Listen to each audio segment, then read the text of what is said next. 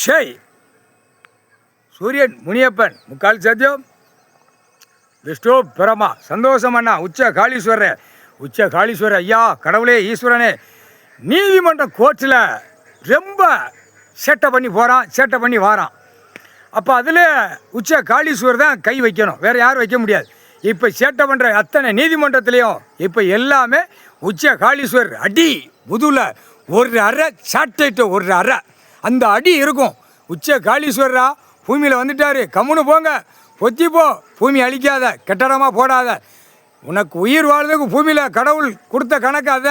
இதுக்கு மேலே சேட்டை பண்ணால் தூக்கி போட்டு எத்தி போடுவார். அதே பார்த்துக்கோ, எல்லா கோர்ட்லேயும் கேட்டுக்கோப்பா, ஜட்ஜி கோட்டார் ஆணு பண்ணு கேட்டுக்கோ, கீழே வழக்கறிஞர் கேட்டுக்கோ.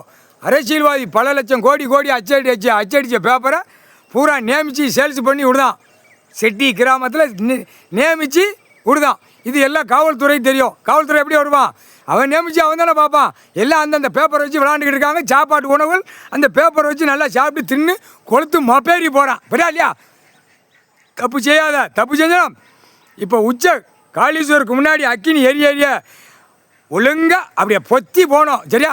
கடவுள் உட்காந்துட்டாரு, அப்படியே கையெடுத்து கும்பிட்டுட்டு போவோம்.